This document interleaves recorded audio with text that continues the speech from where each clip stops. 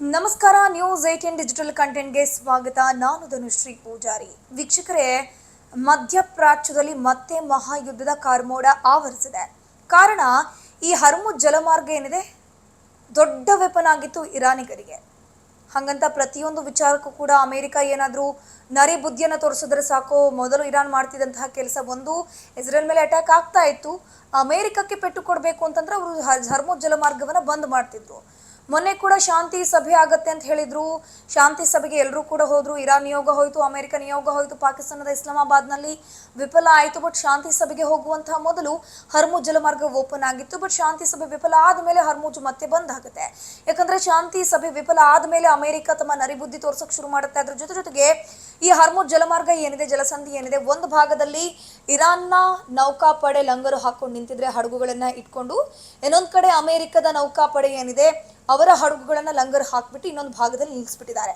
Totally take over ಅನ್ನ ಮಾಡ್ಕೊಳ್ಳೋಕೆ ಈ ಕಡೆ ಅಮೆರಿಕ ಶತ ಪ್ರಯತ್ನ ಮಾಡ್ತಿದೆ. ಹೇಗಂತಂದ್ರೆ, ಈಗ ಈ ಒಂದು ಜಲಮಾರ್ಗದಲ್ಲಿ ಇರಾನ್ನ ಮಿತ್ರ ರಾಷ್ಟ್ರಗಳ ಹಡಗುಗಳಿಗೆ ಒಂದು ಪರ್ಮಿಷನ್ ಇತ್ತು ಆ ಜಲಮಾರ್ಗದ ಮೂಲಕ ಹೋಗೋದಕ್ಕೆ. ಯುದ್ಧ ಆರಂಭ ಆಗುತ್ತೆ. ಆರಂಭ ಆದಂತಹ ಸಂದರ್ಭದಲ್ಲಿ ನಮಗೆ ಗಲ್ಫ್ ರಾಷ್ಟ್ರಗಳಿಂದ ಬರಬೇಕಿದ್ದಂತಹ LPG ಗ್ಯಾಸ್ ಏನಿದೆ ಬರುವಂಥದ್ದು ವಿಳಂಬ ಆಗುತ್ತೆ. ಗ್ಯಾಸ್ ಟ್ರಬಲ್ ಅನ್ನುವಂಥದ್ದು ನಮ್ಮ ದೇಶದಲ್ಲಿ ಉದ್ಭವ ಆಗುತ್ತೆ. ಬಟ್ ನಿಧಾನವಾದ್ರೂ ಪರವಾಗಿಲ್ಲ ಆ ಸಮಸ್ಯೆ ಇತ್ಯರ್ಥ ಆಗ್ತಾ ಇತ್ತು. ಯಾಕಂದ್ರೆ ನಮ್ಮ ಒಂದು ಭಾರತದ ಹಡಗಿಗೆ ಆ ಜಲಮಾರ್ಗ ದಾಟೋದಕ್ಕೆ ಇರಾನ್ ಪರ್ಮಿಷನ್ ಕೊಟ್ಟಿತ್ತು. ನಿಧಾನವಾಗಿ ಒಂದೊಂದೇ ಹಡಗುಗಳು ಬರ್ತಾ ಇತ್ತು. ಬಟ್ ಇನ್ನು ಮುಂದೆ ಅದು ಆಗೋದಿಲ್ಲ. ಯಾಕಂದ್ರೆ ಒಂದು ಭಾಗದಲ್ಲಿ ಅಮೆರಿಕ ನೌಕಾಪಡೆ ಇದೆ, ಇನ್ನೊಂದು ಭಾಗದಲ್ಲಿ ಇರಾನ್ ನೌಕಾಪಡೆ ಇದೆ. ಸೊ ಇಲ್ಲಿ ಕಂಪ್ಲೀಟ್ ಆಗಿ ಹರ್ಮುಜ್ ಬಂದ್ ಆಗಿದೆ. ಸೊ ಈ ಸಂದರ್ಭದಲ್ಲಿ ಏನಾಗಿದೆ, ಈ ಒಂದು ಇರಾನ್ಗೆ ಬರುವಂತಹ ಹಡಗುಗಳು, ಇರಾನಿನ ಹಡಗುಗಳಿಗೂ ಕೂಡ ಒಳಗೆ ಹೋಗೋಕೆ ಅಮೆರಿಕ ಬಿಡ್ತಿಲ್ಲ. ಇರಾನಿಂದ ಯಾವುದೇ ಒಂದು ಹಡಗುಗಳು, ಸರಕನ್ನು ಹೊತ್ತಂತಹ ಹಡಗುಗಳು ಹೊರಗೆ ಹೋಗಬೇಕು ಅಂತಂದ್ರೂ ಕೂಡ ಅಮೆರಿಕ ಬಿಡ್ತಿಲ್ಲ. ಈಗಾಗಲೇ ಇವತ್ತು ಏನಾಗಿದೆ, ಇರಾನ್ನ ಒಂದು ಸರಕನ್ನು ಹೊತ್ತಂತಹ ಹಡಗು ಇರಾನ್ನ ಒಳಭಾಗಕ್ಕೆ ಹೋಗಬೇಕಿತ್ತು. ಬಟ್ ಅಮೆರಿಕ ಸೇನೆ ಹೊಡೆದುರುಳಿಸಿ ತನ್ನ ಕಂಟ್ರೋಲ್ಗೆ ಪಡ್ಕೊಂಡಿದೆ. ಇದನ್ನ ಇರಾನ್ ಏನಿದೆ ಕಡಲ್ಗಳ್ಳತನ ಅಂತ ಹೇಳ್ಕೊಂಡು ಪೋಸ್ಟ್ ಅನ್ನ ಹಾಕಿರೋದು ಒಂದ್ ಕಡೆ. ಸೊ ಈಗ ನಮ್ಗೆ ಭಾರತಕ್ಕೆ ಯಾವ ರೀತಿ ಲಾಸ್ ಆಗ್ತಿದೆ ಅನ್ನೋಂಥದ್ದು ಕ್ಲಿಯರ್ ಕಟ್ ಆಗಿ ಗೊತ್ತಾಗ್ತಿದೆ. ಯಾಕಂತಂದ್ರೆ ಈಗ ಇಬ್ಬರ ಜಿದ್ದಿಂದ, ಇಬ್ಬರ ಸೇಡಿಂದ, ಇಬ್ಬರ ಮೊಂಡುತನದಿಂದ, ಎರಡು ರಾಷ್ಟ್ರಗಳ ಮೊಂಡುತನದಿಂದ ಈಗ ಬೇರೆ ದೇಶಗಳು ಬಡವಾಗ್ತಾ ಇದೆ. ಈಗ ಇಸ್ರೇಲ್ ಮತ್ತು ಅಮೆರಿಕ ಮತ್ತು ಇರಾನ್ನ ಯುದ್ಧದಿಂದಾಗಿ ಮಧ್ಯಪ್ರಾಚ್ಯದ ನಾನಾ ರಾಷ್ಟ್ರಗಳಿಗೆ ಹಾನಿಯಾಗಿದೆ. ಅದು ನಿಮ್ಗೆಲ್ರಿಗೂ ಕೂಡ ಗೊತ್ತಿರುವಂತಹ ವಿಚಾರ. ಬಟ್ ಈಗ ವಿಶ್ವದ ವ್ಯಾಪಾರ ವಹಿವಾಟಿಗೆ ಟೋಟಲಿ ಪೆಟ್ಟು ಬೀಳುತ್ತೆ. ವ್ಯಾಪಾರ ವಹಿವಾಟು ಕಂಪ್ಲೀಟ್ ಆಗಿ ಬಂದ್ ಆಗುವಂತ ಲಕ್ಷಣಗಳು ಕಾಣಿಸ್ತಿದೆ. ಯಾಕಂದ್ರೆ ಹರ್ಮುಜನ್ನ ಕಂಪ್ಲೀಟ್ ಆಗಿ ಬಂದ್ ಮಾಡಿದ್ದಾರೆ.